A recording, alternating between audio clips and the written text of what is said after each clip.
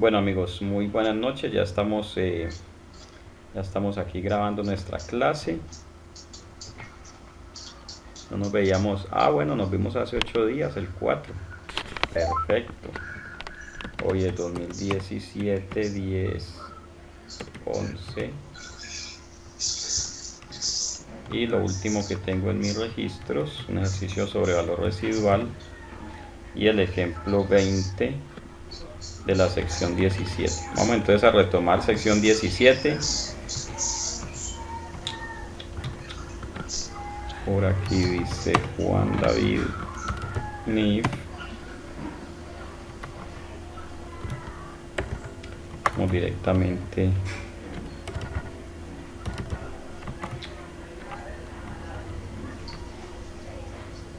¿Qué 6?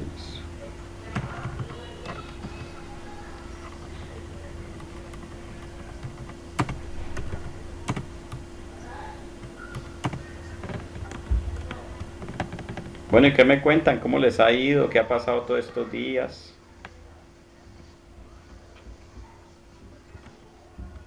Les cuento que estuve por allá en Barranquilla, conociendo Bocas de Ceniza. Sabroso eso por allá. Estamos como en el 14.17.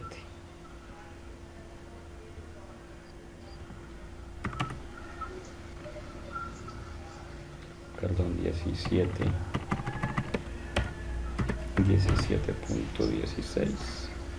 Ciertos componentes, ejercicio 13.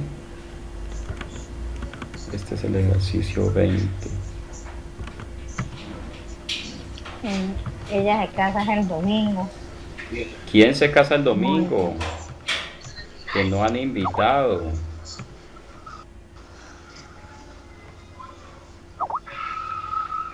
A ver qué pasó. Estamos por aquí, ejercicio 20. Perfecto.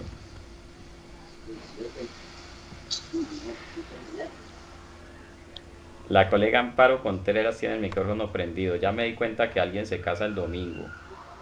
¿Dónde es que no han invitado?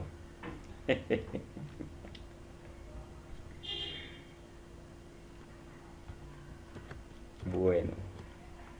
Ok, entonces lo último que hicimos fue revisar el ejercicio número 20 del material de formación de la sección 17. Por ahí estábamos hablando de la vida útil, estábamos hablando también del valor residual. Ok. Para liquidar el importe depreciable y el periodo de depreciación.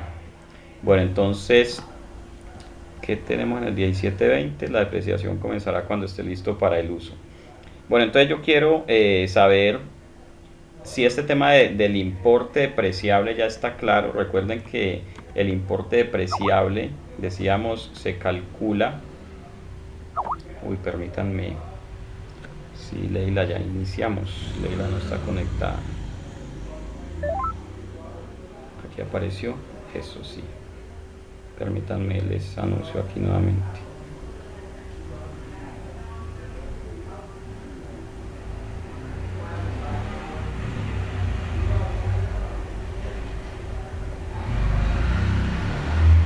Perfecto. Con mucho gusto, Leila. Bienvenida a esta sesión.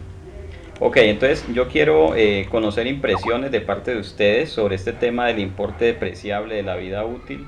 Recuerde que la idea es que también ustedes participen, que cuenten los casos suyos o de algún amigo para que podamos también retroalimentarnos.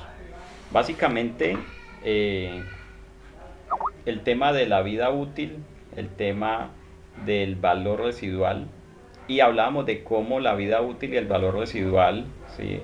Para calcular la depreciación, hacen que los resultados reflejen realmente el desempeño del negocio en un periodo determinado. Bueno, muy buen apunte el de John Belandia, el del tema fiscal. Todavía tenemos que ver unos parrafitos más acerca del tema de la depreciación y le damos la miradita al tema fiscal, porque con los cambios que introdujo la ley 1819, pues el tema cambió bastante, diría yo.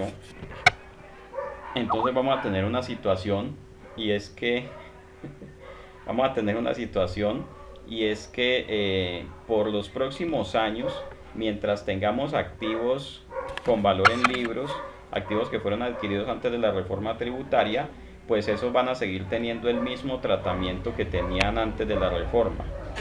Y los activos que se adquieren a partir del 2017 tienen otro tratamiento. Entonces es necesario que eso nos quede claro también, porque pues ahorita lo tenemos fresco, pero más adelante, cuando usted vaya a revisar unos estados financieros, usted tendrá que tener muy presente en qué momento se adquirieron los activos, para mirar entonces qué normas o qué elementos se tuvieron en cuenta para calcular su depreciación y todo esto.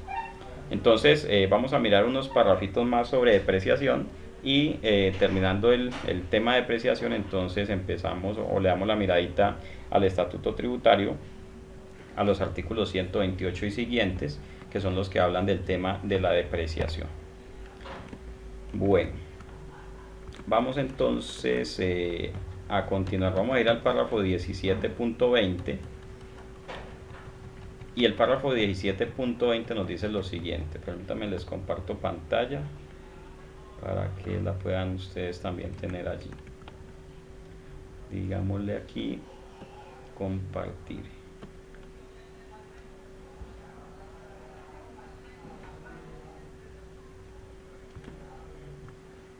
Bien, y entonces por favor me confirman que tengan ya, que estén visualizando el párrafo 17.20. Perfecto. Muy bien.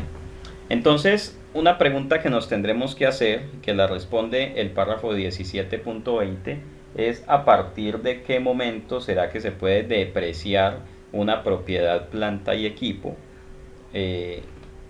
Y si en algún momento, por alguna circunstancia, se puede suspender la depreciación de la propiedad, planta y equipo.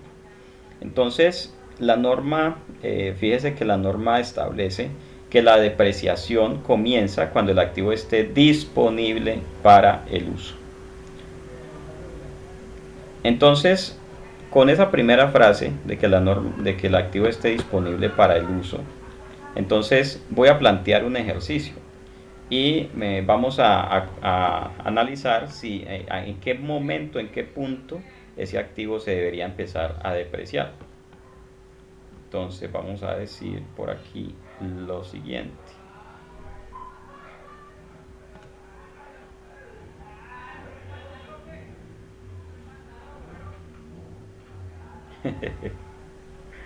Oye, Ricardo dice que si Marisa me sacó a pasear. ¿No se acuerda, Ricardo, que Marisa se fue para Paraguay o para Uruguay? Apenas llegó esta semana. Bueno, entonces voy a plantear este ejercicio. Una entidad. Vamos a hablar aquí del párrafo 20. Inicio de la depreciación. Párrafo 17.20. Entonces fíjese, una entidad adquiere una máquina. El proceso de compra fue así.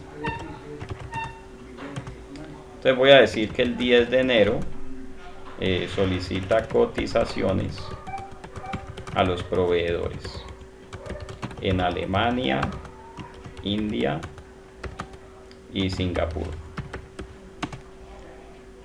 Voy a decir por aquí que el 25 de enero decide comprar la máquina del proveedor indio.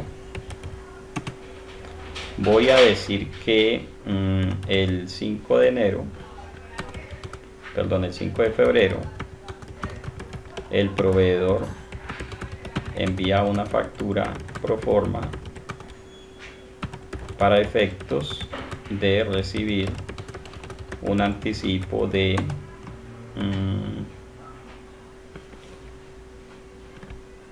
un anticipo de 100 millones. Voy a decir además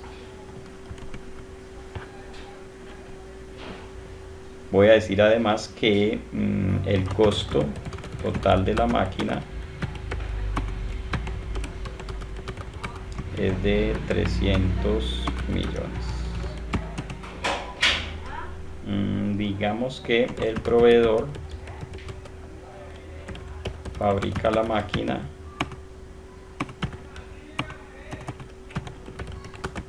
sobre pedido. La máquina está lista para despacho el 15 de marzo.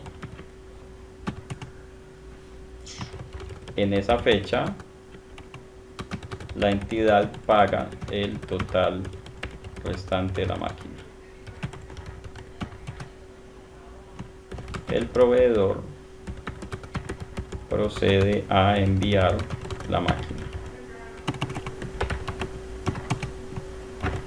La negociación es FOB. Listo, entonces miremos este caso. El 10 de enero solicito las cotizaciones al proveedor. El 25, espere que todavía me falta. La máquina llega el 15 de marzo, pongámosle el 20 de abril, a las instalaciones de la entidad. El proceso de montaje termina el 2 de junio. La producción o el uso de la máquina,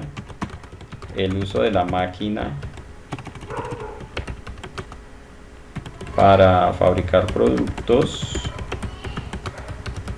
inicia el 1 de octubre. Y la pregunta es muy sencilla. ¿A partir de qué fecha la entidad debe reconocer la máquina como propiedad, planta y equipo? Y la segunda pregunta es: ¿a partir de qué fecha debe iniciar la depreciación de la máquina? Bien, entonces 30 segundos para analizar y les dejo estas dos preguntas. ¿Quién quiere participar? John, la respuesta que estás dando es ¿a cuál de las dos preguntas?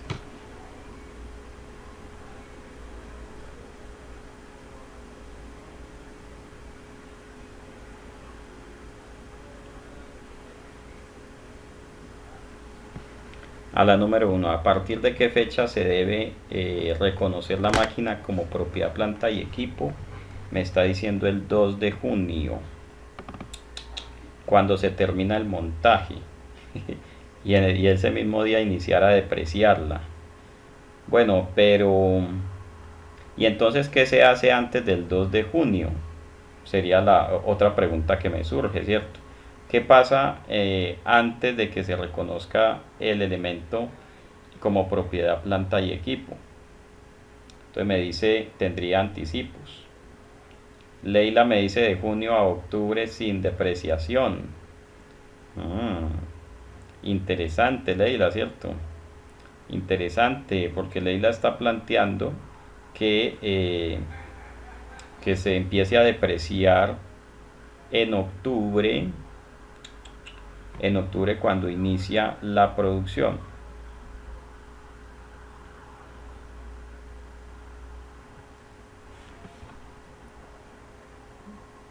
Pero bueno, solo han participado, ¿cuántos? 1, 2, 3. Buenas noches, Sandra, bienvenida. Entonces listo, vamos a analizar todo este proceso desde el inicio, ¿sí? Y vamos a ponernos de acuerdo cómo contabilizaríamos esto, ¿sí? Cómo lo llevaríamos a nuestros registros contables y obviamente cómo entonces aparecería en los estados financieros. Entonces me dice John, ¿el hecho de que no la usen significa que no debo depreciar? Muy buena pregunta. Dele la miradita, John, yo sé que allá tienes la sección 17. Dale la miradita al párrafo 20. Nuevamente, lean el párrafo 20 despacio, léalo varias veces. Y entonces vamos a... ojo, tenemos que recordar muchas otras cosas que hemos hablado en este conversatorio para darle el tratamiento a esta partida. Entonces, a ver... Muy bien, Leila, la depreciación inicia cuando el activo está disponible para el uso. Una cosa es que esté disponible para el uso, otra muy distinta es que se esté usando. Una cosa es disponible para el uso, otra es estarla usando. Entonces hay que tener muy en cuenta eso. Entonces les pregunto, a ver, el 10 de enero que se solicitan las cotizaciones, que me llegan las cotizaciones de Alemania, India y Singapur, ¿tengo que hacer algo el 10 de enero?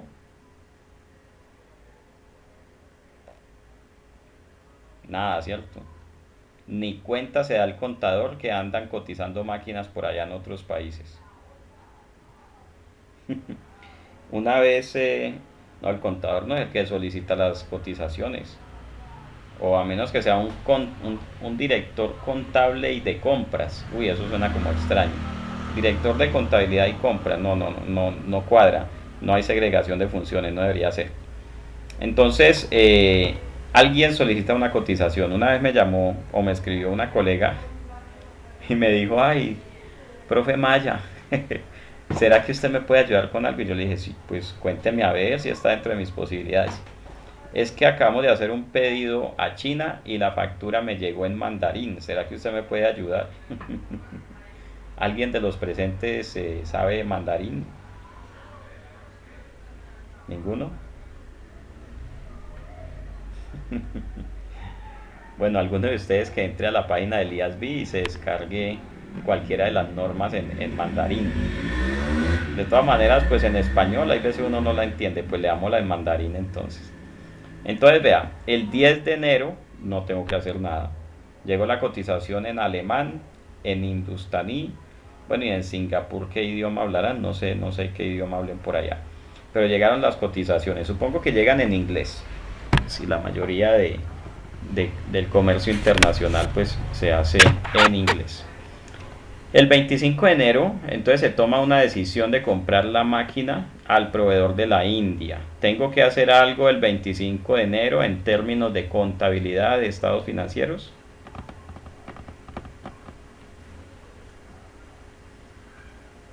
Tengo que hacer algo el 25 de enero cuando dicen vamos a comprar esta.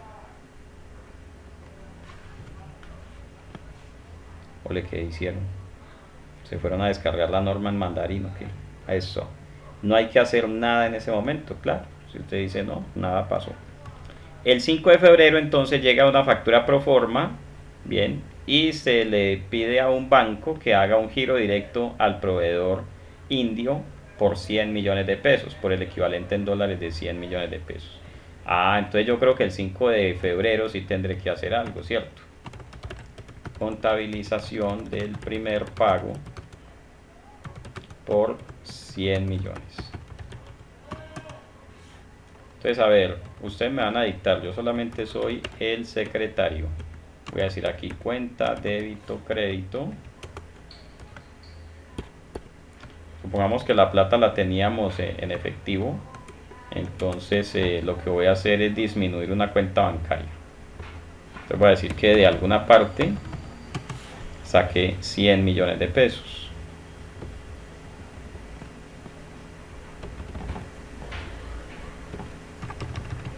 Listo, yo voy a hacer la mitad del ejercicio. Voy a decir que del banco giré un cheque o una transferencia de 100 millones. Ahora entonces usted me va a decir estos 100 como débito a dónde van y por qué.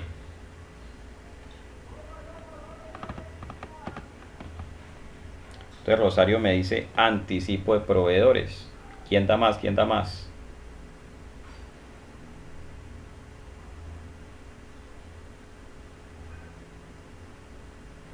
Lo que dice Leila y Rosario. Claro, anticipo. Y entonces la pregunta que le voy a hacer es ¿por qué anticipo? ¿En qué parte de la norma dice que esa plata la lleve a un anticipo? ¿O por qué lo vamos a llevar a un anticipo? Pregunta, pregunta, pregunta.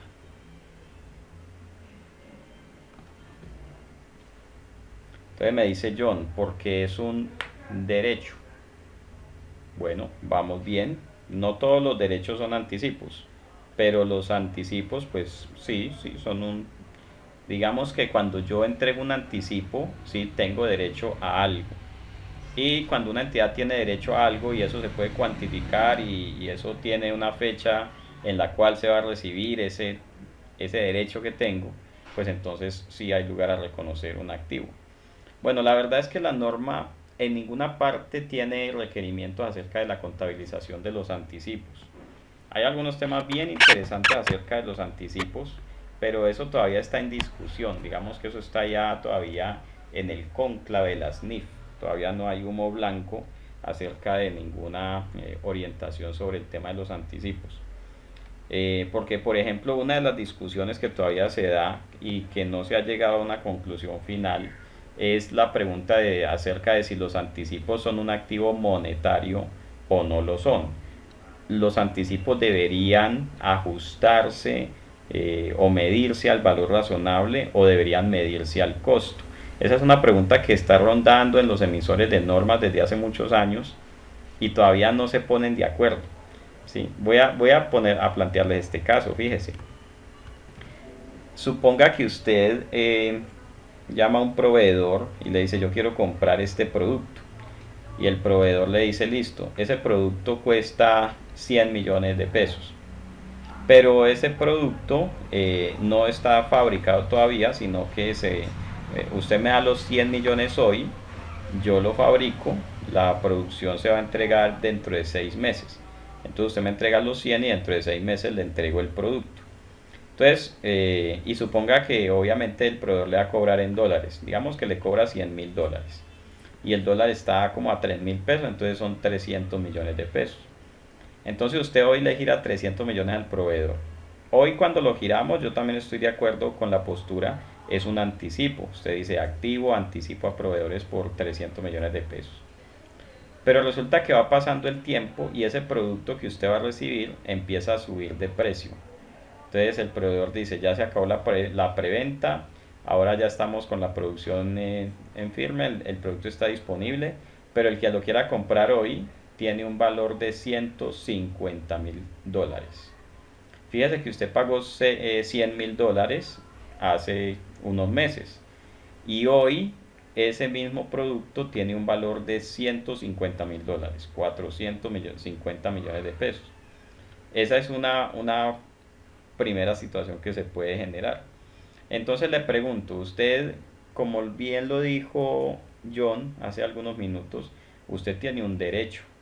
¿Un derecho a qué? Un derecho a que le entreguen un producto. Y usted por ese derecho pagó el equivalente en dólares a 300 millones de pesos. Pero le pregunto, ¿cuánto vale ese derecho hoy, en este momento? Al precio que está el producto en este momento, ¿cuánto vale ese derecho que usted tiene?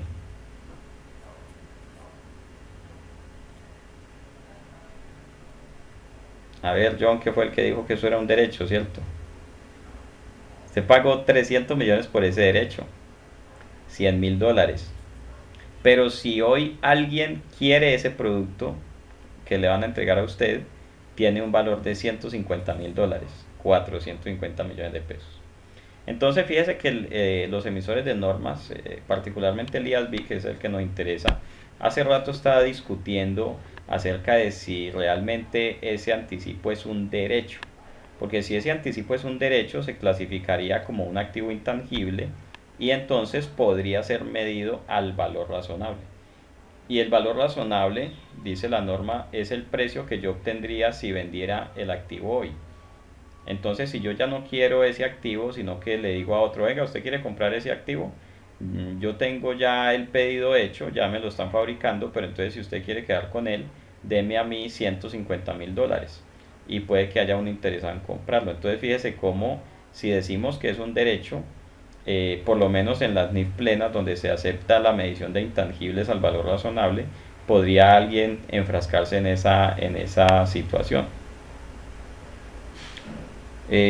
¿Por qué cambiaría la forma de contratar, Sandra?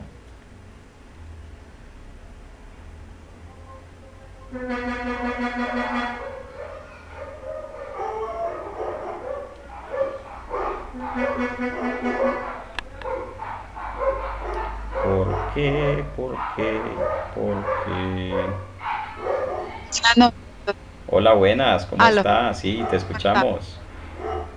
Eh, pues como contractualmente yo pacto los anticipos, yo le pongo un valor al contrato del anticipo, yo le digo el 40, el 20, bueno, lo que se estipule, pero yo tendría que poner entonces una cláusula en donde diga que pues eso podría ser modificado ese valor teniendo en cuenta las condiciones del mercado, ¿no? Porque es Eso podría suceder. que pase el tiempo y después pues es muy difícil que alguien me reconozca a mí pues ese valor de más que tienen determinado tiempo. No, pero fíjese que puede suceder, por ejemplo, y es una situación que pasa muy frecuentemente con los comercializadores de materias primas cotizadas, por ejemplo. Yo puedo llamar a alguien que cultive mazorcas y decirle, le compro toda la cosecha que usted va a sacar. eh, Permítame un momentico, yo suspendo aquí la grabación. Bien, entonces yo podría buscar a un comercializador de mazorcas y decirle, señor comercializador de mazorcas, le compro toda su producción, la que va a sacar en marzo del próximo año. Y podríamos pactar un precio hoy por esas mazorcas. Y él podría estar de acuerdo en venderme sus mazorcas en marzo por 500 millones de pesos. Y entonces hacemos un contrato donde dice que yo soy el que voy a comprar esas mazorcas. Ese contrato me genera una obligación y me genera un derecho al mismo tiempo. Y entonces podría aparecer alguien en enero o febrero diciéndome que necesita mazorcas y entonces yo le puedo decir, mire, le vendo este contrato que tengo con tal productor de tantas toneladas de mazorca. Y seguramente él me pagaría al valor de mercado de ese momento. Entonces, la pregunta que ronda sobre el tema de los anticipos es si los anticipos se deberían medir como si fueran un derecho, en cuyo caso las entidades que aplican NIF plenas podrían medirlas al valor razonable de esos anticipos, o si se tendrían que medir al costo, en cuyo caso pues nunca tendrían una variación en el valor. Entonces esa es la situación que se presenta cuando se hacen contratos de futuro, eh, o sea, contratos de comprar o contratos de vender en periodos siguientes, son contratos de futuro, pero los precios se suelen negociar en el mismo momento del contrato. Entonces los anticipos allí tendríamos que analizar si realmente son un derecho o no. Por el momento, el IASB no se ha pronunciado sobre eso. Digamos, no hay ninguna parte donde diga cómo contabilizar los anticipos. Si miramos la taxonomía de las normas, por aquí la debo tener. Por aquí tengo NIF. La taxonomía NIF para pymes. Voy a mirar esta. O esto lo tendré en español o en inglés. Está en español. Vamos a ver si hay anticipos. Anticipos de efectivo y reembolso a tercero. Anticipo y préstamos concedidos a terceros. Anticipos. Gastos pagados por anticipado. Entonces fíjese que el concepto de anticipos, esta es la taxonomía del estado de flujo de efectivo. Correcto. Por aquí, por ejemplo, en la taxonomía del estado de flujo de efectivo, hablan de los anticipos. O sea, la norma o el IASB sabe que existen anticipos. Claro que sí. Para ellos no es desconocida la situación de la existencia de los anticipos. Pero yo creo que la palabra avance la encuentro. No. Cuentas por cobrar. Ajustes por disminución, incremento, cuentas por cobrar.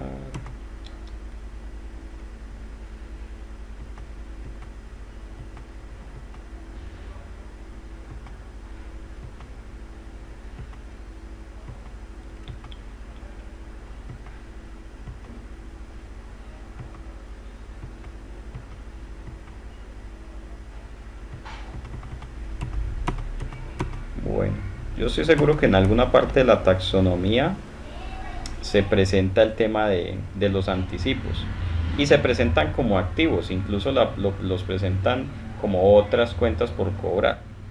Ah, bueno, el archivo de la taxonomía, claro que sí, de todas maneras lo encuentran en la página del IASB.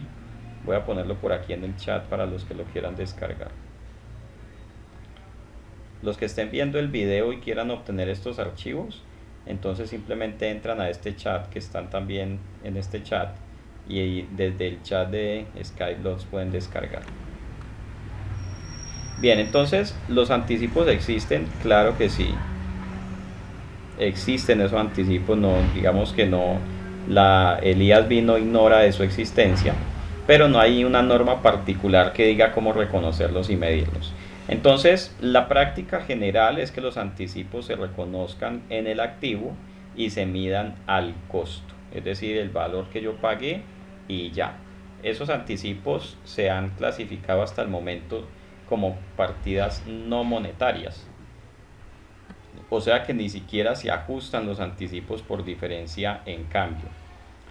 Fíjese en lo siguiente, si usted le da un anticipo a un proveedor en octubre, cuando el dólar está a 3.000, entonces usted dice, por ejemplo, $100.000 a 3.300 millones de pesos. ¿Qué pasa si en diciembre 31 todavía usted no ha recibido el pedido del proveedor, pero el dólar ya no está a 3.000, sino que está a 3.200? Entonces una pregunta que surge allí también es, ¿ese anticipo se debería ajustar al valor de la tasa de cambio representativa del mercado?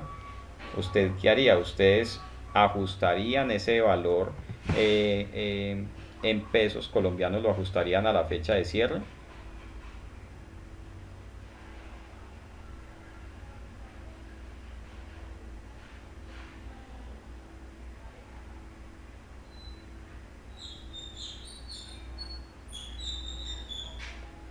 A ver, ¿ajustarían los anticipos a la fecha de cierre?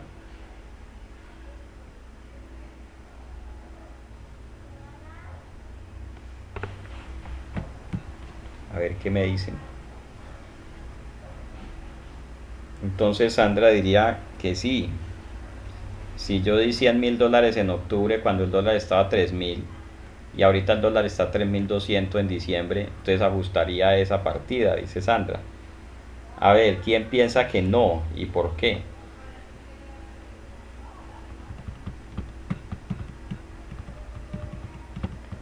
Eso es, se abre el debate. Sandra dice que sí, John contrapuntea diciendo que no. Porque paga en dólares cuando se pague, cuando legalice. Suponga que ya pagó todo por anticipado, pagó $100.000 por anticipado en octubre. Y el activo le llega en enero cuando el dólar está a 3.500. Entonces su activo le costó 300 millones o le costó 350 millones.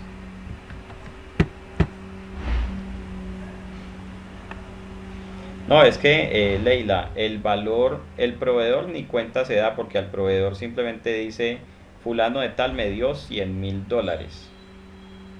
Si nosotros los ajustamos o no por diferencia en cambio, por ajuste a la tasa representativa, pues entonces el proveedor ni cuenta se da de eso, porque el proveedor entonces solamente sabe que recibió $100.000 y que va a recibir otra cantidad determinada de dólares en el futuro.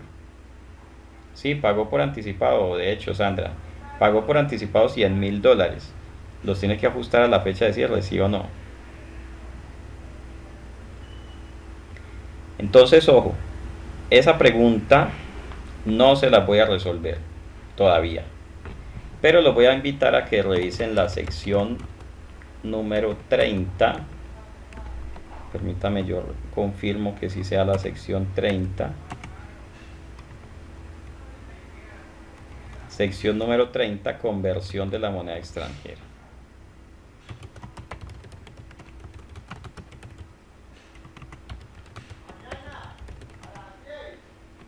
A propósito, yo casi nunca les dejo tareas, vea, hoy sí les voy a dejar una tarea. Va a estudiar la sección 30, ¿sí? Conversión de la moneda extranjera, para responder la pregunta: si pago por anticipado un activo por $100.000, en octubre y el activo me lo entregan, en octubre con tasa de cambio 3.000 y el activo me lo entregan en febrero cuando la tasa de cambio está en 3.500. ¿Cuánto me costó el activo? 300 millones o 350 millones. Entonces les voy a dejar esa preguntita, ese casito. Ese caso se resuelve con la sección 30, conversión de la moneda extranjera, de transacciones de moneda extranjera.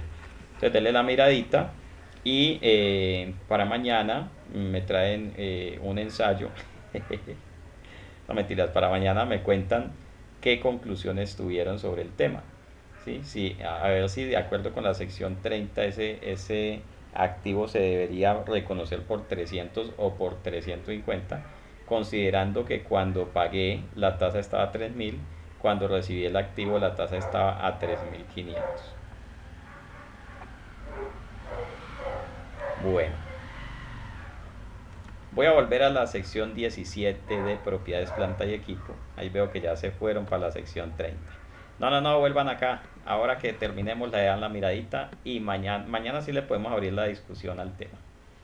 Muy bien, entonces volvamos al ejercicio y vamos a decir lo siguiente. De hecho, entregué 100 millones de pesos y tengo un anticipo a proveedor. Anticipo a proveedor, ¿sí? Proveedor de maquinarias por 100 millones de pesos. Y eso fue esto cuando fue, hombre, el 5 de febrero.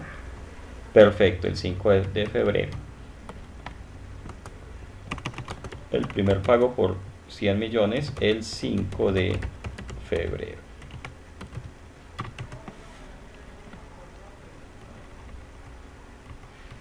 Entonces tengo aquí el banco por 100 y tengo el anticipo por 100. Y todo eso ocurrió el 5 de febrero. ¿Dónde está? Aquí. El costo total de la máquina son 300 millones. Entonces, cuando yo le entrego el anticipo al proveedor, pues entonces el proveedor se pone muy juicioso a fabricar la máquina de acuerdo con las especificaciones. Algunas especificaciones son a medida, otras son estándar, etcétera, etcétera. Y entonces el proveedor se pone en esa tarea. Yo voy a hacer la siguiente pregunta. Estos 100 no los podría yo reconocer como parte de la propiedad, planta y equipo. ¿Qué opinan ustedes?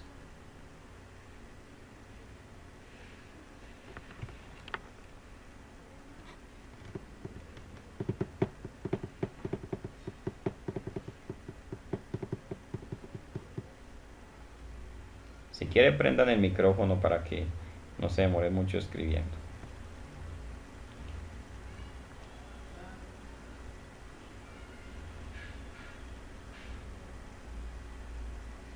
Entonces John dice que en realidad no es propiedad, planta y equipo. Quisiera saber por qué, John. O crear una subcuenta de propiedad, planta y equipo anticipos. Doctor. Perdón. No, siga John, tranquilo. Gracias. Pues aún no se ha materializado el hecho de tener una propiedad, planta y equipo. El negocio se puede caer en cualquier momento. Ajá.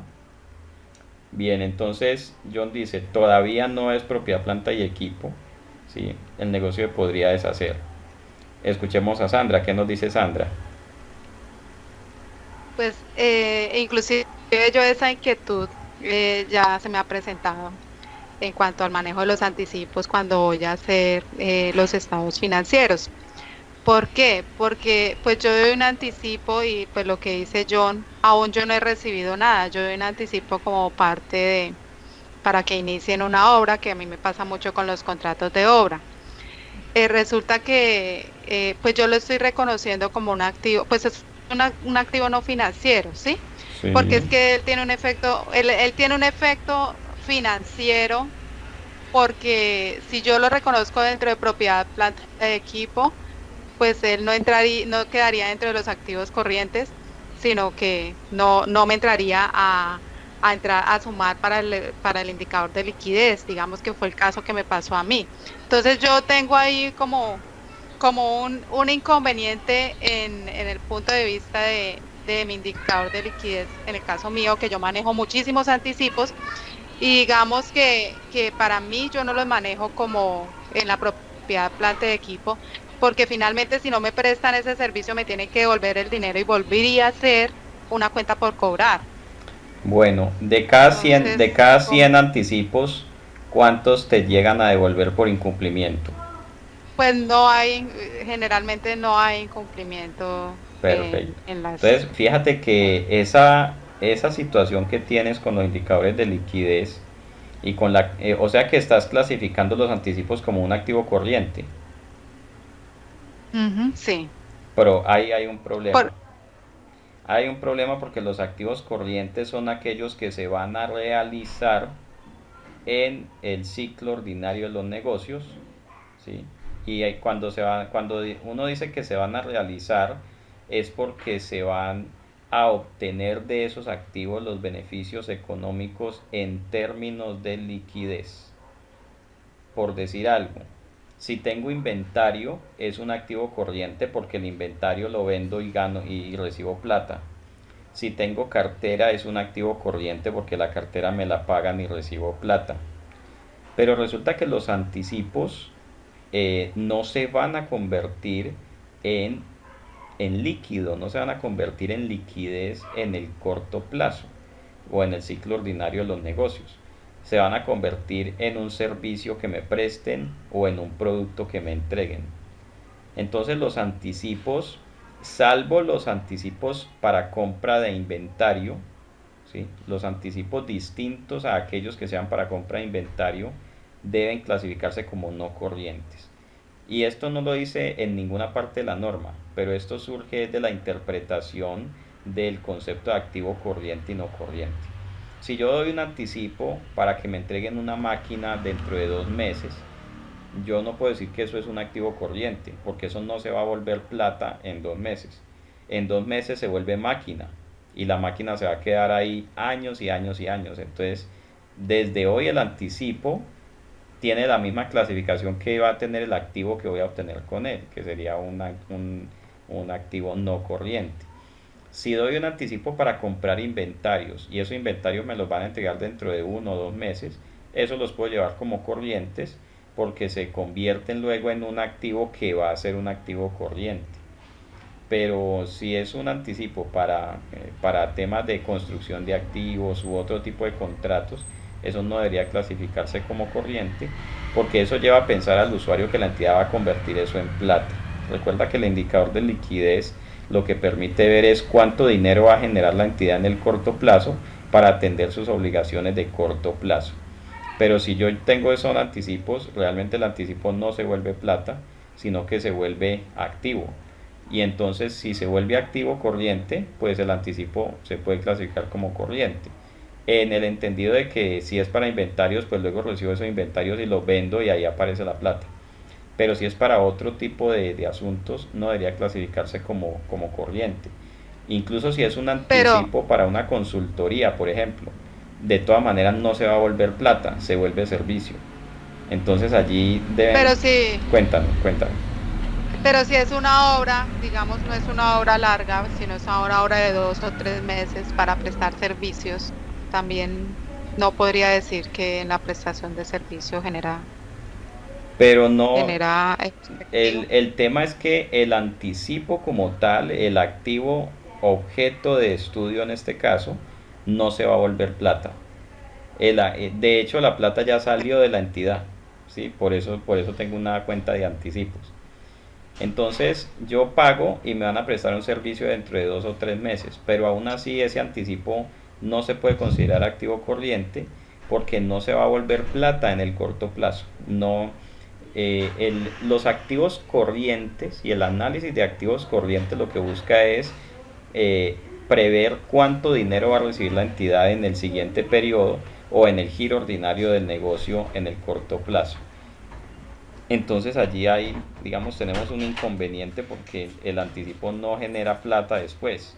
¿Sí? Me van a prestar un servicio o lo que sea y pues de pronto yo con ese servicio pues puedo cobrarle a otro, por ejemplo, pero no es elemento suficiente para clasificarlo como corriente. Mm. Bueno, entonces el anticipo mm, es un activo, en eso estamos claros. Si es un activo, yo le entregué plata a alguien y por esa plata que le entregué a alguien me van a entregar un producto o un servicio. Hasta ahí estamos claros. Pregunta, ¿se puede llevar como propiedad planta y equipo? Entonces John dice ahí como medio dudando porque le pone varias S, ¿cierto? Dice, pues no sería en realidad propiedad planta y equipo. Y luego dice, o tocaría crear una subcuenta en propiedad planta y equipo. Entonces, ojo, como la norma no dice nada, pues esto está sujeto a interpretación. Hay algunos que recomiendan que el anticipo se lleve como una parte de la propiedad planta y equipo. A mí no me gusta ese método, esa metodología, porque realmente, por ejemplo, en este caso, en el caso de estudio, yo le di 100 millones al proveedor, pero la máquina ni siquiera existe, apenas la van a fabricar. Entonces quedaría muy mal decir que tengo propiedad, planta y equipo cuando ni siquiera existe la máquina. Lo único que yo hice fue pagar un anticipo para que empiecen la fabricación de la máquina y después me la manden. Entonces sería, digamos, no sería muy adecuado decir que tengo propiedad, planta y equipo. Entonces yo prefiero esta cuenta de anticipo a proveedor tenerla separada, no como propiedad, planta y equipo, no como inventario si se trata de mercancía, sino como una cuenta separada por allá, en alguna parte. Algunos dicen otras cuentas por cobrar y ahí ponen los anticipos. Donde quiera, pero menos en propiedad, planta y equipo, menos en inventarios. Tampoco es un instrumento financiero. Recuerde que los instrumentos financieros generan derechos de cobro. El anticipo no genera derechos de cobro, sino que genera derechos de recibir bienes y servicios. Entonces me dice Sandra, activos no financieros a largo plazo, así es. No se puede considerar un activo corriente a menos que sea un anticipo para la compra de un inventario. Ese, digamos que ese soportaría el análisis de activo corriente, pero si no es para inventario, entonces no. John Belandia me dice, ¿por qué, profe? ¿Por qué qué? De todo lo que acabé de decir.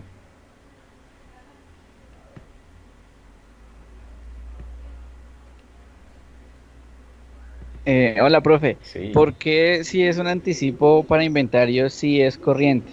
Ah, bueno, porque si es un anticipo para inventarios, entonces yo voy a recibir inventarios los cuales voy a vender y a generar plata con ellos. O sea, es un anticipo para un activo que va a ser clasificado como corriente. Entonces el anticipo mismo puedo clasificarlo como corriente. Por lo menos esa es la postura con la que yo observo las cosas. Si es un anticipo Ok. para una máquina, pues como se va a convertir en activo de largo plazo, pues desde hoy el anticipo es de largo plazo. Cuéntenos quién me habló por allí. Leila, Leila, sí señora, la escuchamos. pero si estoy importando inventario, si tengo un riesgo, lo mismo, no es una máquina, pero es inventario, pues de todos modos estoy corriendo riesgo de pronto que a futuro no se llegue a realizar por algún inconveniente. Ajá. No estaría en el mismo riesgo de meterlo directo al inventario. No, no, es que no lo llevaría directo al inventario. Lo llevaría igual como anticipo en una cuenta separada. Lo que pasa es que lo clasificaría como un activo corriente. Como corriente.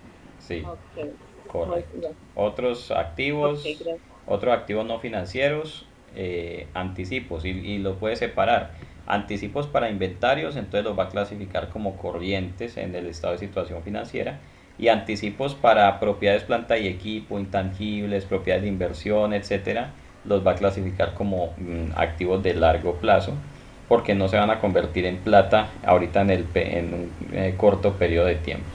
Recuerde siempre esto, el indicador de liquidez, cuando yo pongo los activos de corto plazo, le estoy mandando un mensaje al usuario de la información financiera. Le estoy diciendo, en un corto plazo, en el ciclo de operaciones ordinarias del negocio o en un término no superior a un año, estas partidas se van a volver plata. Eso es lo que digo cuando menciono los activos corrientes. ¿Ok? Bien, y me dice John, así lo reciba en otro periodo. Sí, generalmente un anticipo para inventarios no se va a quedar allí 3 o 4 años. Eso suele durar unos mesecitos mientras se legaliza o se lleva a cabo toda la operación de importación, compra, entrega de esos inventarios. Muy bien, entonces este anticipo a proveedor lo llevaría como un activo no financiero de largo plazo, por las razones que les acabo de exponer. Ok, todo esto fue el 5 de febrero. La máquina está lista para despacho el 15 de marzo. El 15 de marzo recibo una comunicación del proveedor en donde me dicen su máquina ya está lista, en este momento está saliendo para despacho. Pregunto, ¿tengo que hacer algo el 15 de marzo? Desde el punto de vista contable y de los estados financieros.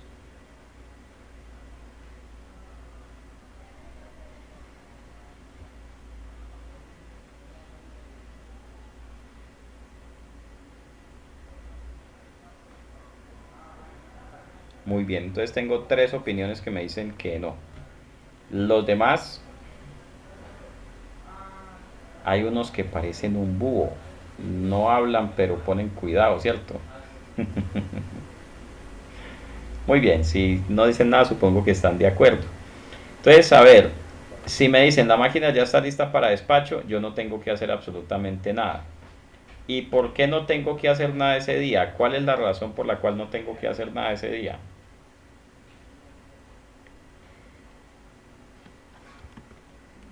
Mientras yo me voy buscando por aquí un documentico.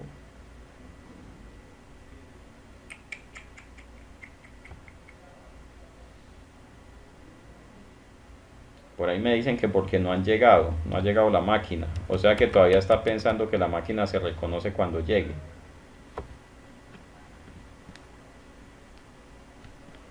A ver, ¿por qué no tengo que hacer nada el 15 de marzo? Incoterm,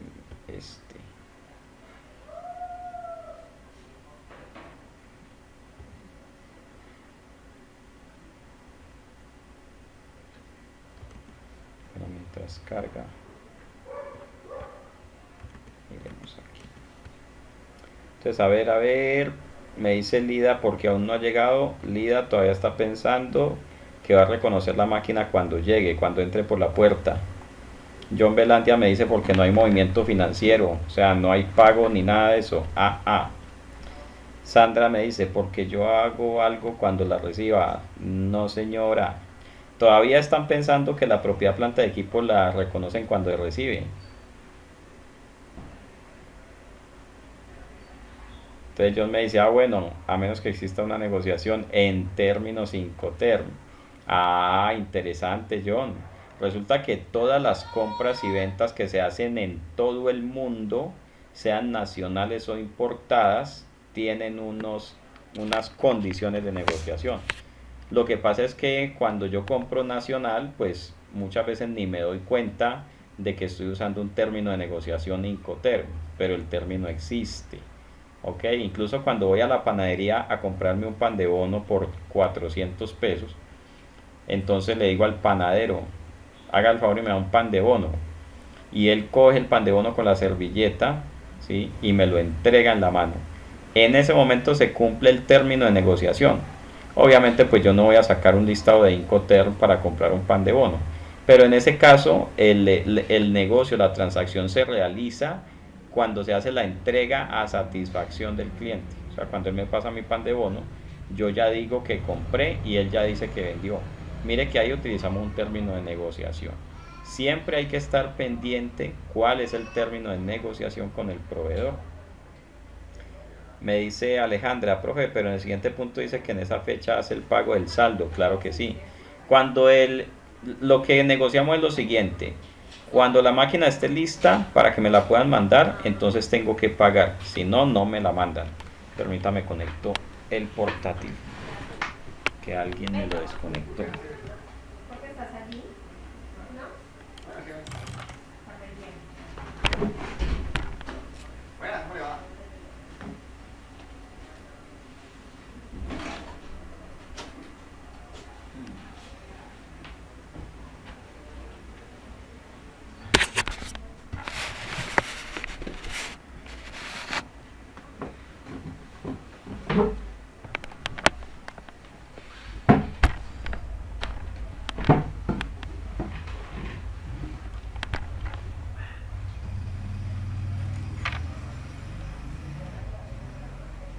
Hola, ya volví. Bien, entonces el acuerdo que hice con el proveedor es este: cuando la máquina esté lista, yo se la pago. Pero el término de negociación es un término FOB. ¿Sí? Por aquí tengo, ya por fin abrió. ¿Cómo es que yo hago aquí?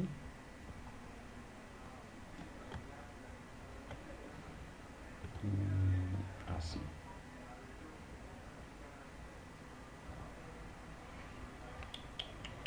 Vamos así.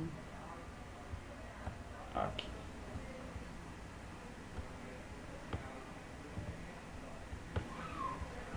Bien, están viendo ustedes en pantalla una imagen que nos muestra algunos de los términos de negociación existentes. Y por aquí tenemos el término de negociación FOB. Y esta ilustración entonces nos dice quién se encarga de la documentación, quién tiene los riesgos y quién se encarga de los costos de ahí en adelante. ¿Ok? Y entonces, si se fijan, los riesgos del inventario en una negociación FOB están en cabeza del proveedor, ¿sí? Del exportador.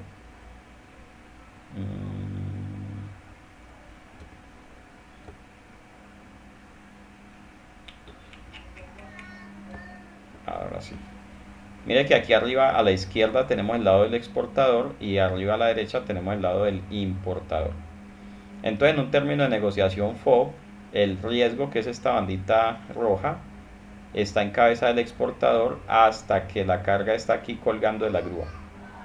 Cuando la carga se quita de la grúa y se pone ya en el barco, entonces el exportador se libera de ese riesgo y ese riesgo empieza a ser asumido entonces por el importador.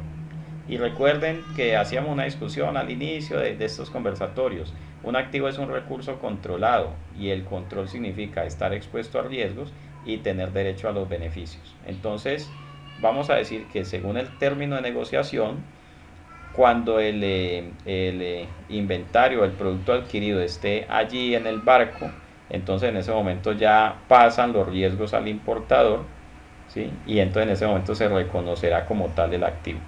Y además ahí tenemos la seguridad de que el activo existe. Muy bien, yo no sé si esta imagen se la mandé alguna vez, yo creo que sí. De todas formas, se la voy a poner por aquí. Ah, qué bueno, ¿dónde estará? Incoterm.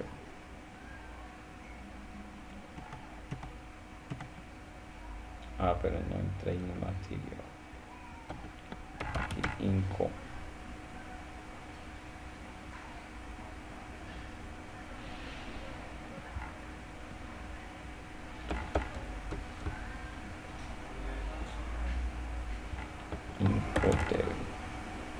A ver, me dice, ¿en cuánto tiempo puede haber ese proceso de importación? Mire, yo no sé, pero yo trabajé alguna vez en una empresa que importaba y una importación se demoraba como 40 días, 35, 40 días, dependiendo también desde dónde venga. Hay importaciones que se pueden demorar 3, 4 meses, dependiendo si la importación la estoy haciendo todo yo o si mi importación es pequeña, entonces tienen que llenar el barco con otras cosas. De todo eso depende. Pero sí, digamos que un barco atravesando todo el océano desde China hasta acá se puede demorar 20 días, 30 días. ¿Ok? El contador siempre se entera es cuando llega la mercancía. Bueno, ahí falta un poco de comunicación. Ole, yo no sé qué hice esa imagen del Incoterm. Bueno, pero ya se las había mandado al inicio cuando estábamos hablando de inventarios. Entonces, Ojo, como la negociación es FOB, entonces yo tengo que reconocer la máquina es cuando el proveedor procede a enviarla. Voy a hacer aquí una anotación. El proveedor procede a enviar la máquina, es decir, la monta en el barco el 10 de marzo, el 20 de marzo.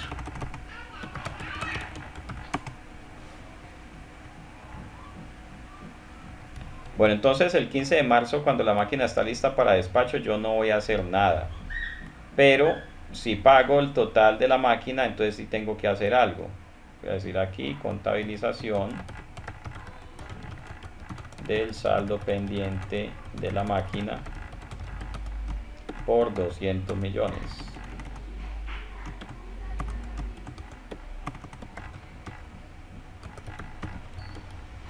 Por 200 millones de pesos. Entonces vamos a decir aquí, cuenta débito crédito.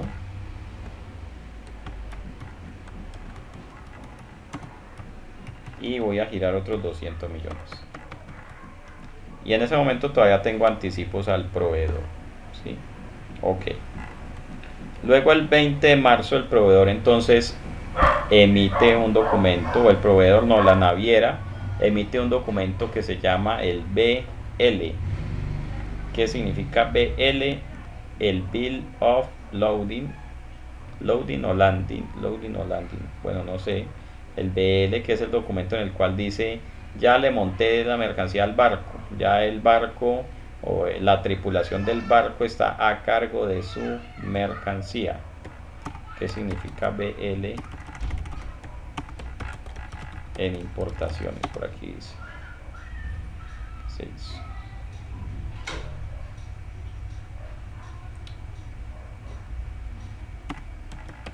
Significado BL. El Bill of Lading. Bueno, ¿y qué significa lading? Es que esto me tiene aquí como preocupado. A ver, traductor. No hemos hecho la sección de inglés, no he podido cuadrar al profesor. El flete. Yo pensaba que era loading, de cargar, y es lading, flete. Ok, entonces la naviera emite un documento que se llama el Bill of Lading. ¿Sí?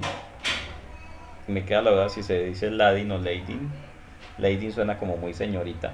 Entonces digamos Bill of Lading. Y entonces en ese momento el proveedor y el cliente se dan cuenta que ya la mercancía está en la naviera. Y en ese punto es entonces donde el proveedor reconoce la venta y el cliente reconoce la compra. Justo en ese mismo momento ambas partes deben reconocer la transacción. Entonces voy a decir aquí contabilización de la propiedad, planta y equipo en la fecha del Bill of Lading.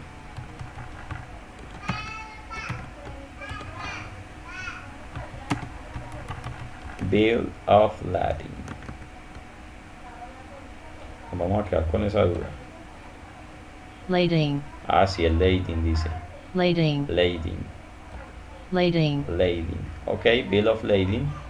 Pues para que cuando ustedes estén allá con su cliente y estén haciendo el proceso de importación, usted va a preguntar, ¿The Bill of Lading is ready? O sea, ¿está lista la carta del flete, la factura del flete?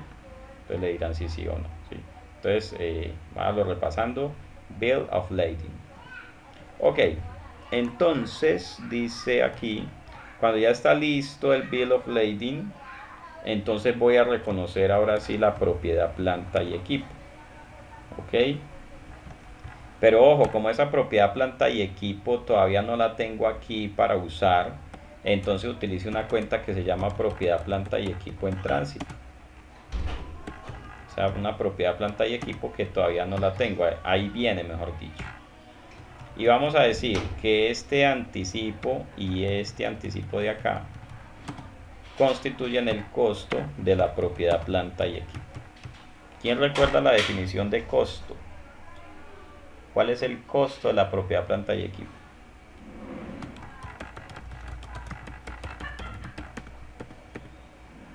Ustedes recuerdan que decíamos, el costo es aquel valor que se le paga al proveedor o que se le tiene que pagar, más todos los demás costos en los cuales incurro para tener la máquina o el activo disponible para su uso, venta o consumo.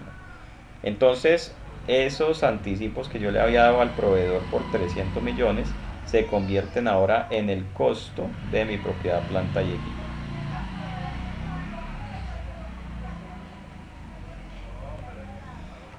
Muy bien.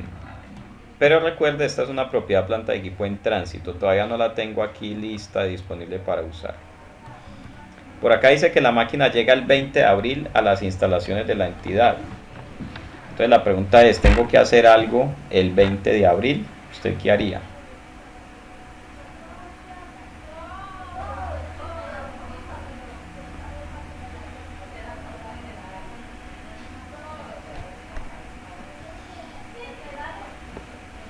Perfecto, entonces John dice sumarle todos los otros costos de nacionalización y llevarlo a propiedad, planta de equipo. Claro que sí, todo lo que es el arancel lo llevo como propiedad, planta y equipo. ¿Qué hago con el IVA? ¿Lo llevo como mayor valor de la propiedad, planta y equipo? ¿Sí o no?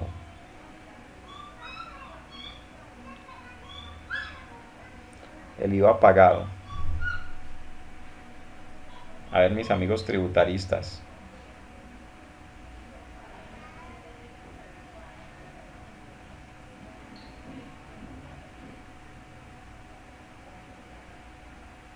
John, si quiere, prenda el micrófono. Entonces John me dice que se puede tomar como deducible, pero que no sabe. ¿Qué hacemos con el IVA de esa propiedad, planta y equipo? Mire, los aranceles, llévenlos como mayor valor del costo, el flete, los seguros, todo eso, ¿sí? Entonces, ¿qué hacemos con el IVA de esa adquisición de propiedad, planta y equipo? Entonces, permítame por acá, vamos a buscar a la amiga Reforma Tributaria.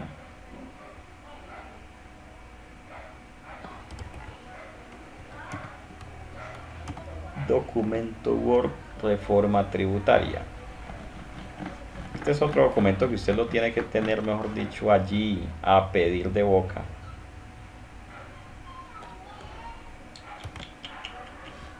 Bueno, yo realmente no sé cuál es el artículo que habla de eso. Voy a hacer una búsqueda rápida. Si no lo encuentro, entonces seguimos derecho, porque pues no es el tema objeto de estudio. ¿Qué pasa si le digo IVA? Hay 514 resultados. No, señor. Les voy a decir aquí IVA como descuento tributario, ley 1819.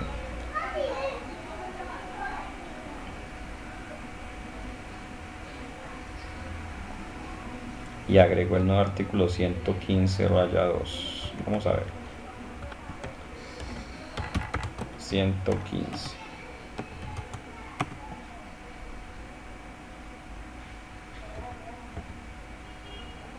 Raya 1. 115 raya 2. Deducción especial por impuestos sobre las ventas. A partir del año grabable 2017, los contribuyentes tendrán derecho a deducir para el cálculo de su base gravable del impuesto sobre la renta y el valor pagado por concepto del impuesto sobre las ventas por la adquisición o importación de bienes de capital gravados a la tarifa general. Está repetido que esta deducción se solicitará en la declaración del impuesto sobre la renta del año gravable en que se importe o adquiera el bien de capital.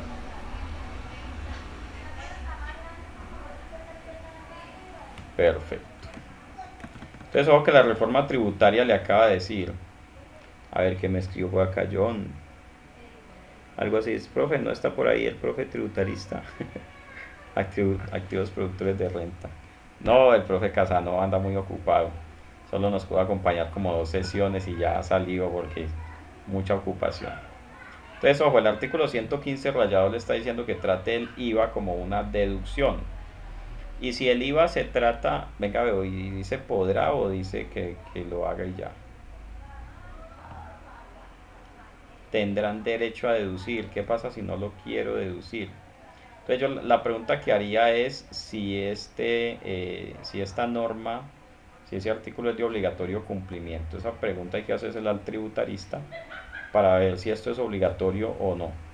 Pero en todo caso, si yo me voy a tomar ese IVA como deducción en la declaración de renta, quiere decir que ese IVA no hace parte del costo de los activos, ni siquiera en los estados financieros. ¿Por qué? Porque eso no se convierte en un impuesto no recuperable, se convierte en este caso en un gasto. Este es un caso en el cual el requerimiento de la reforma tributaria tiene efectos contables directos, claro que sí, porque me está diciendo que específicamente el IVA lo lleve como gasto, entonces así mismo lo voy a hacer en los estados financieros. La norma, la sección 17 me dice que el IVA es mayor valor del costo siempre y cuando no sea recuperable. Y si el estatuto me está diciendo que lo lleve como deducción, pues entonces le está dando el carácter de recuperable vía deducción, o por lo menos imputable en la declaración como una deducción. Entonces no le voy a agregar el IVA, tal, solamente serían pues como los aranceles. Ok, entonces la máquina llega el 20 de abril a las instalaciones de la entidad, ¿sí? O sea que deja de ser una propiedad, planta y equipo en tránsito. El 20 de abril, cuando la máquina llega a la entidad.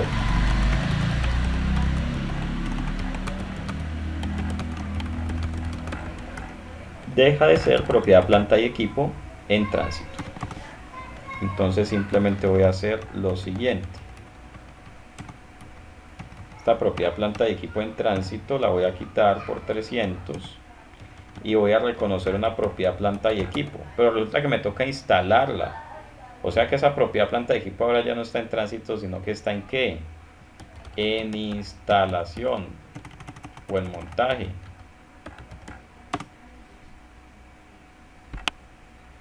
¿Qué nos dice John?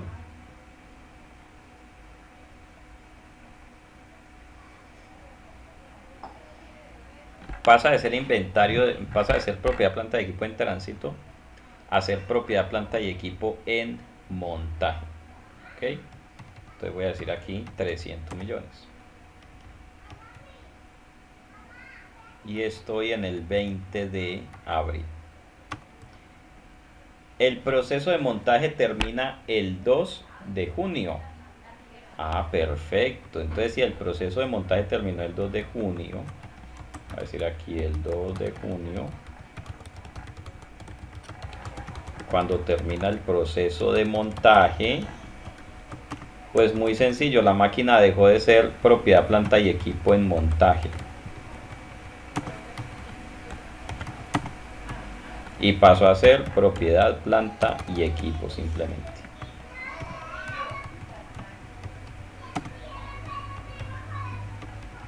Y entonces me voy a detener aquí un momentico. ¿Será que en este punto empiezo a depreciar la máquina?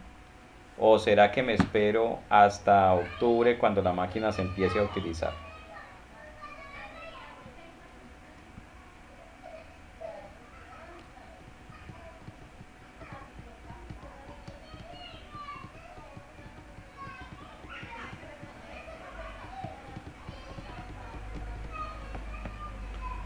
Entonces me dice John de una vez y Leila dice en octubre. A ver qué dice Alejandra.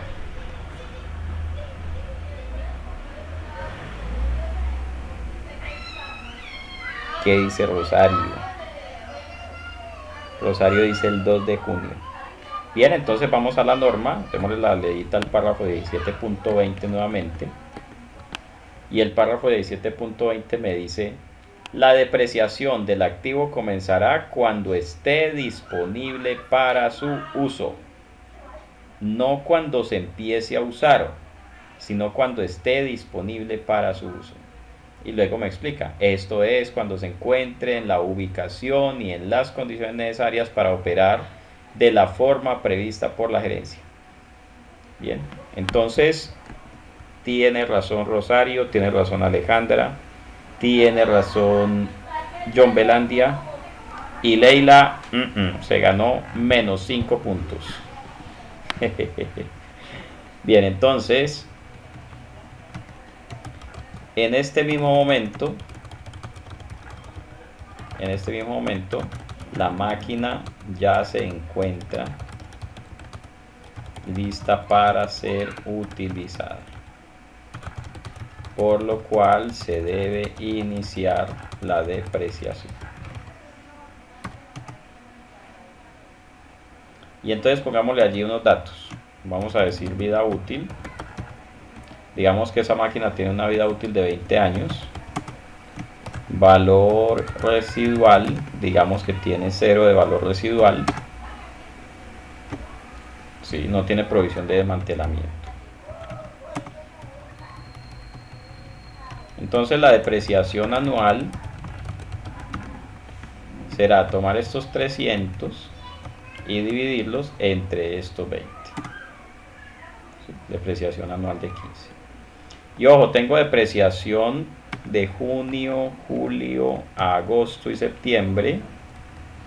La máquina empezó a fabricar producto el 1 de octubre.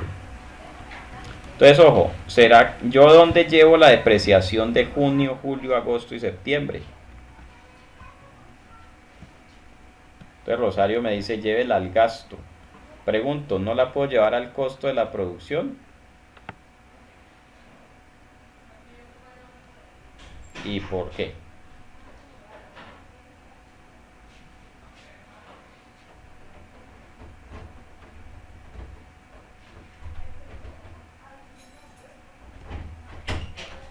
A ver qué me dicen aquí.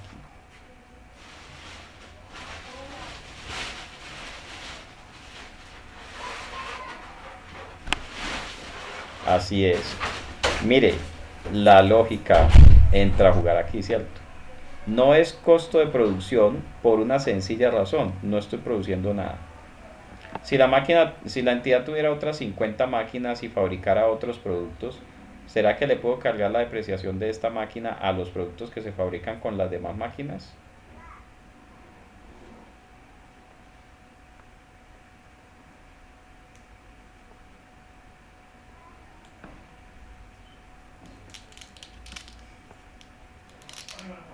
Entonces Dios me dice, ¿qué culpa tienen las demás?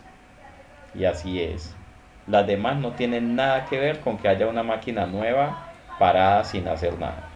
El producto fabricado solamente acepta como depreciación las máquinas o la propia planta de equipo que fueron usadas o que se necesitaban para la fabricación del producto, para la operación de fabricación. Entonces, claro, por esos 4 meses entre junio y septiembre, entonces la depreciación tiene que ser llevada a un gasto.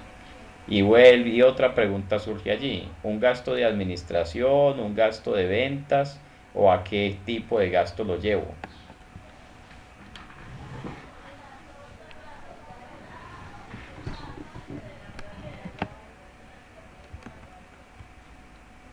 Entonces vamos a decir aquí depreciación de junio a septiembre,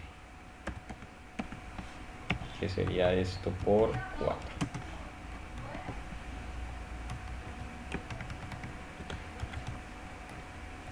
Entonces Rosario me dice gasto de administración. No me cuadra mucho porque cuando yo como usuario de los estados financieros veo gastos de administración, entonces pienso, pienso en el área administrativa, en la gerencia, en los directivos, en los mandos medios, pero no pienso en una máquina que está allí pero no se está usando. Gastos de ventas tampoco, porque pues imagine usted que usted le diga al director comercial que le va a afectar su estado de resultados porque hay una máquina que no se está usando. Entonces, como gasto de ventas, uno piensa en los vendedores, en los camiones para entregar la mercancía, en las comisiones y en gastos asociados con el proceso de vender y hasta con el proceso de entregar. Entonces, simplemente vamos a usar una cuenta que la vamos a llamar gastos de producción y allí vamos a poner la depreciación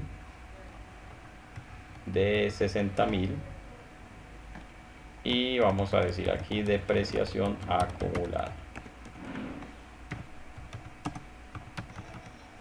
Entonces lo vamos a llevar al estado de resultados usando una cuenta de gastos de producción. Cree una cuenta nueva ya con un código distinto, yo no sé qué código le va a poner, cualquier código le sirve y todos los códigos son buenos. No hay códigos malos, todos los códigos sirven. Simplemente que usted sepa que allí están esas depreciaciones que no se pueden cargar como costo del producto.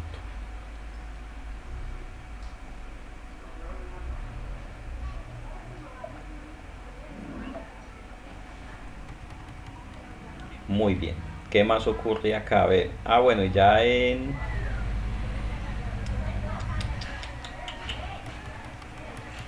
Entonces el 1 de octubre empieza la producción.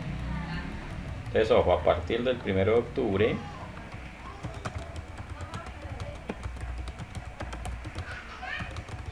la depreciación se carga como costo de producción, teniendo cuidado con los requerimientos de la sección 13.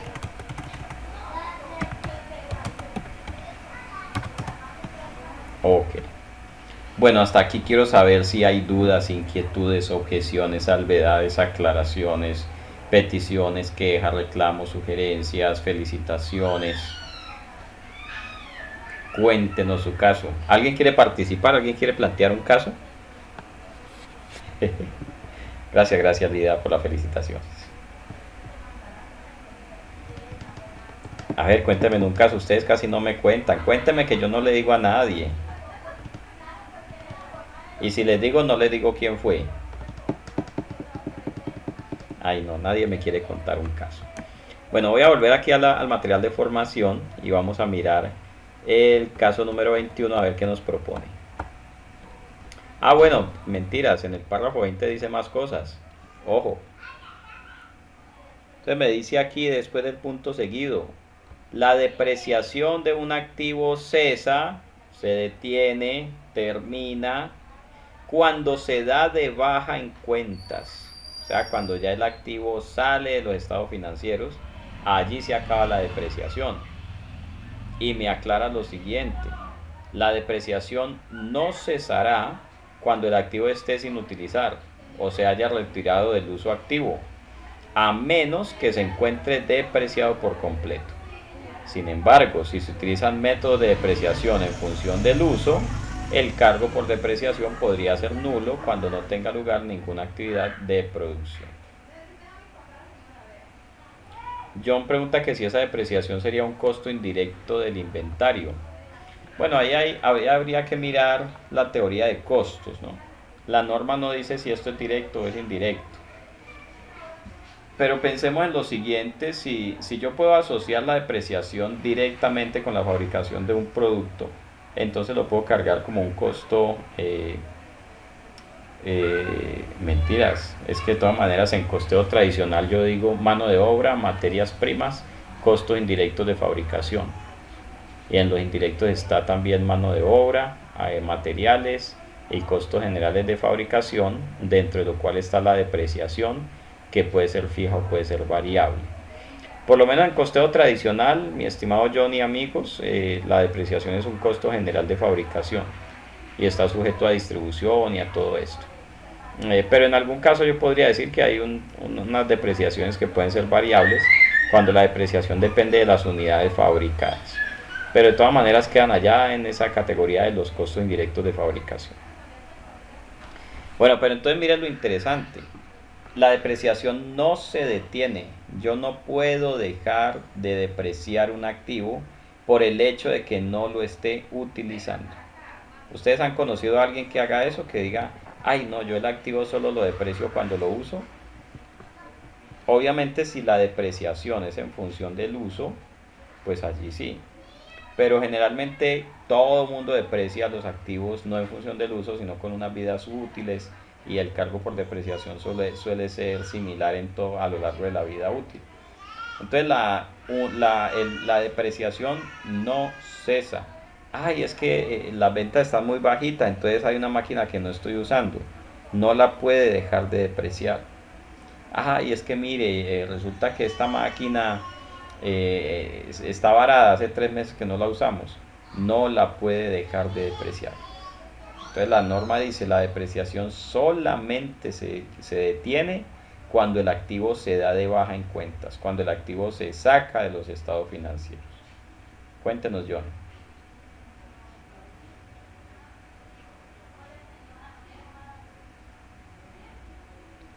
Llevar la depreciación de la maquinaria al gasto, solamente si la maquinaria, si la maquinaria no está siendo utilizada, entonces vamos a gastos de producción y llevamos allá la depreciación de la maquinaria. Bien, y la norma me trae un ejemplo. A ver, el 1 de enero una entidad adquirió una máquina, sobre todo el 1 de enero, ¿no? ¿Quién trabaja el 1 de enero aquí para que esté comprando máquinas? La compró por 3 millones. La gerencia estimó la vida útil de la máquina en 20 años y su valor residual en 0. Además, la gerencia considera que el método lineal refleja el patrón esperado de consumo de los beneficios económicos futuros. La máquina se instaló y estaba lista el 1 de febrero del año 1 para utilizarla según lo previsto por la gerencia. Sin embargo, debido a las demoras imprevistas, la producción comenzó el 1 de marzo. O sea que estuvo todo el mes de febrero la máquina sin operar, no se pudo utilizar. Desde junio 1 hasta julio 30, la máquina no se utilizó porque los empleados que la operaban habían emprendido una huelga en toda la industria, sin asistencia al lugar de trabajo. No importa si no la estén usando, así estén en huelga, si seguramente esto era un avión y están hablando de Avianca. Así estén en huelga y no la estén usando, hay que depreciarla. Si ya está lista para usarse, tiene que ser depreciada. Y el 30 de septiembre del año 5, el propietario gerente de la entidad decidió vender la máquina. El 15 de octubre del año 5 informó su decisión a los operadores de la máquina y publicó su venta en la prensa local e industrial. El 1 de noviembre, la entidad celebró negociaciones con un tercero independiente para la venta de la máquina. El 2 de febrero se firmó un acuerdo firme de venta y los riesgos y ventajas de propiedad de la máquina también se transfirieron a la entidad compradora en esa fecha. Bueno, interesante el caso. La pregunta es, ¿cómo debe la entidad comenzar a depreciar la máquina? ¿Ustedes qué dirían?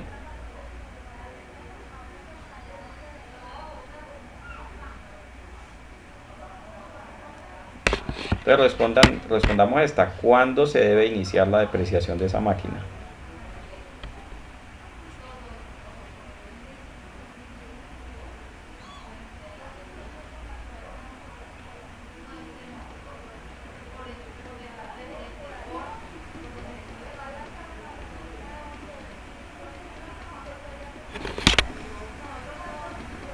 Entonces Rosario me dice en febrero. John me dice en febrero. Entonces, según lo que me dice la norma, la propiedad, planta y equipo se empieza a depreciar cuando esté lista. Si el 1 de febrero ya estaba lista, se empieza a depreciar. Ahora, si no se estaba fabricando nada con ella, entonces, ya todos habían dicho 1 de febrero. Si no se estaba haciendo nada con ella, entonces muy sencillo, esa depreciación va a resultados, no se capitaliza como costo de producción. Perfecto. Entonces debe iniciar el 1 de febrero. Aquí está la respuesta. La entidad debe iniciar la depreciación el 1 de febrero, cuando se instaló en la fábrica de la entidad y en condición necesaria para que pueda funcionar del modo previsto por la gerencia. ¿Cuándo debe la entidad cesar la depreciación de la máquina? Pues cuando la dé de baja. Pienso que por acá decía, ¿cierto? El 30 de septiembre decidió disponer de la máquina y el 15 de octubre publicó la venta. El 1 de noviembre celebró negociaciones con un tercero para venderle la máquina y el 2 de febrero se firmó un acuerdo firme de venta y se entregaron los riesgos y ventajas de la máquina. ¿Cuándo debe detenerse la depreciación de la máquina? Es decir, en otras palabras, ¿cuándo se debe dar de baja la máquina con todo y depreciación?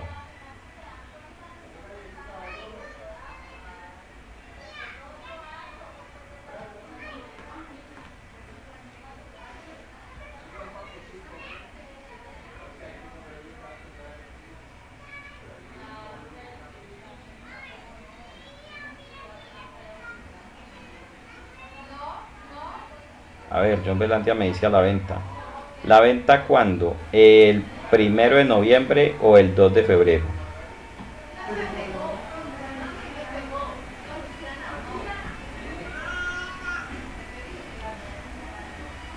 Entonces, Lida me dice 1 de noviembre, Sandra me dice el 2 de febrero.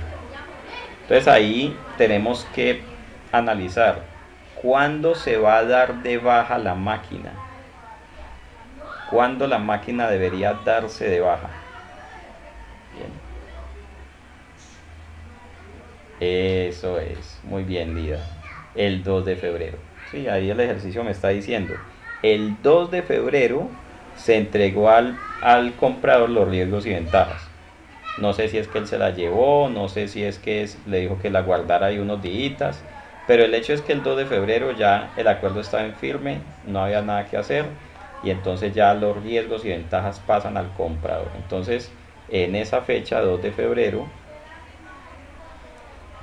mejor dicho, hasta el 2 de febrero hay que depreciar la máquina. La entidad debe cesar la depreciación cuando se dé de baja, es decir, el 2 de febrero.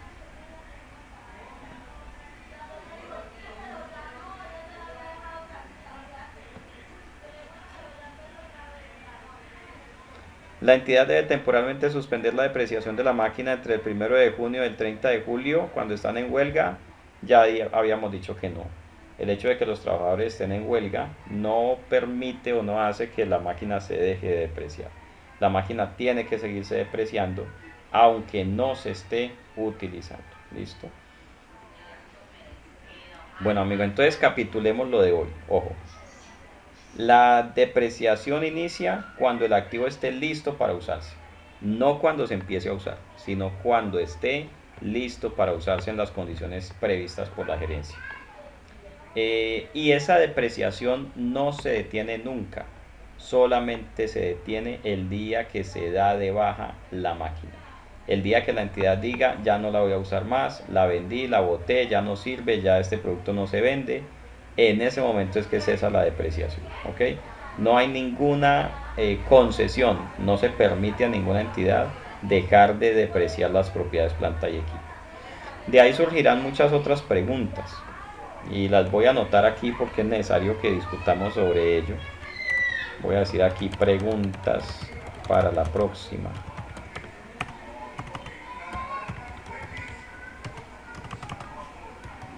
Por ejemplo, depreciación de plantas eléctricas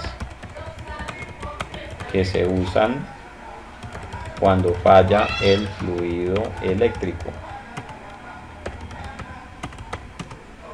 Voy a poner aquí motores y otras partes de reemplazo. Voy a poner aquí equipo auxiliar que se usa solo cuando falle o no esté disponible.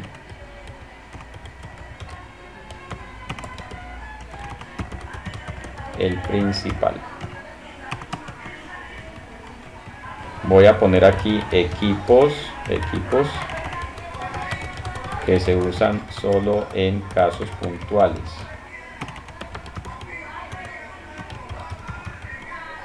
Ejemplo, airbag. Claro que sí, Sandra, ya le mando el Excel.